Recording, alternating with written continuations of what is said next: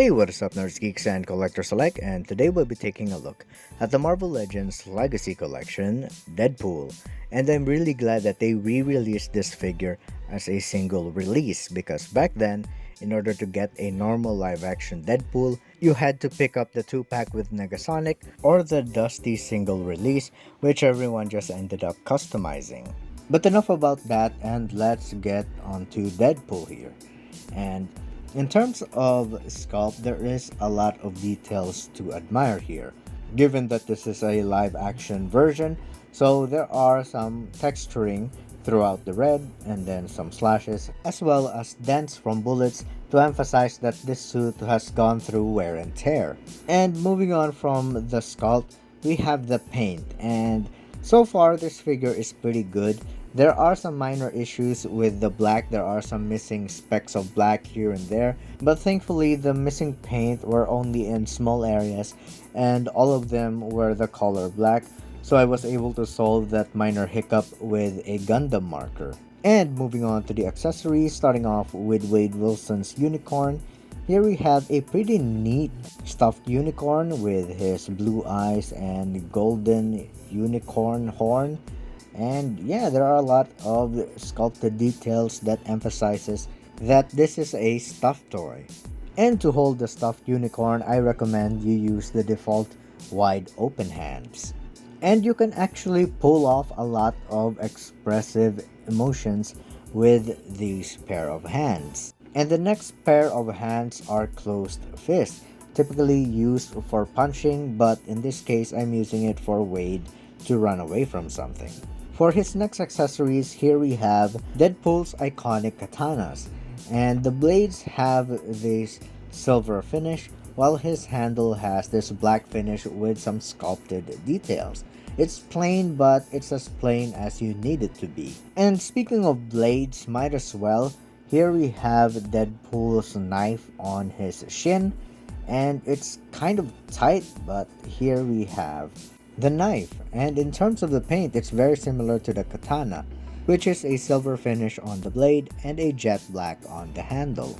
And in order for Deadpool to hold these katanas, here we have the katana holding hand or the blade holding hand because it can accommodate both katanas as well as his knife. And it's pretty simple, just slide them in there. And here we have Deadpool wielding his blades. And moving on to his final set of accessories, and what they lack in paint, they make up for sculpted details. I kind of understand that they don't want to paint these because the paint will just rub off in the holsters. But moving on to Deadpool actually wielding his guns, you will need his trigger finger hands in order to hold the guns properly, and it's kind of challenging to press them in there. And here we have Deadpool wielding his gun, and you want to put the trigger finger inside, the trigger. Once it's nice and snug, here we have Deadpool dual wielding his pistols, and it is a sight to behold. For the articulation, Deadpool's head is on this double ball joint, and he can do a complete 360 even with the weapons mounted. He can look up that far and then down that far, and you can actually negotiate with his collar right here. It is a separate piece and you can move it around in order to get the best look for Deadpool without breaking the mold. He has a butterfly joint. His arms can do a complete 360. Of course, he also has a bicep swivel, a double jointed elbow which is kind of sturdy, and just need to loosen this up by moving it, and there we have our double jointed elbow. His wrist can do a complete rotation. His hands can go in again, kind of sturdy, and there you go, and then out. And I would like to note that all of his hands go in and out.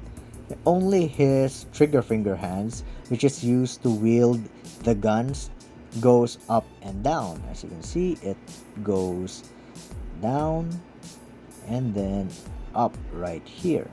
And I think it's pretty cool because if you're going to hold a gun, your wrist should be able to go up and down. For the torso, he can crunch that far in and then arc that far out, which is hindered by his storage for the swords. And then he does have a swivel at the waist, as you can see right here, which is beautifully hidden by his belt. He can kick that far up and move his feet at a moderate range. He can also do the splits, but it is hindered by his guns. So if you want more range of motion, let's just remove this in order to show you that he can do a more decent split without the restrictions on his holsters. He has an upper thigh cut, a double jointed knee, which is kind of weird that they didn't do the pinless here. And putting that back, he doesn't have a boot swivel whatsoever. Let's go straight to the feet, which goes up and then down and then a pivot right there. So yeah, very standard for Marvel Legends in terms of articulation. And next up is the scale. As you can see, Deadpool does stand a little above 6 inches. And since Deadpool is now part of the MCU, here we have a fellow mentally unstable anti-hero, Moon Knight. And here we have a fellow successful Marvel character prior to the acquisition of Disney, our friendly neighborhood Tobey Maguire. And last but not the least, here we have our angry 5'3" Canadian who isn't Australian actor Hugh Jackman. But you know, same character, just animated. So to summarize my thoughts on this figure, I think this is just Hasbro's way of taking advantage of the hype of the upcoming Deadpool and Wolverine movie. But then again, there are those who missed out or passed on because you either had to get the 2-pack or the dusty Deadpool that you needed to customize just to get a normal version of Deadpool. That's how hard it was back then. So this is actually a pretty good opportunity for you to get a normal version of Deadpool without overpaying for another figure that you didn't really like or having the need to customize it. But the figure itself really excelled in the sculpting, and yes, the paint is pretty decent apart from the fact that there were some minor scuffs that I needed to fix with my Gundam marker. But then again, I'm thankful that it was all jet black. So when the ink eventually dried, it blended in well with the figure. So you can barely notice it during the review. Hell, I barely notice it right now in person.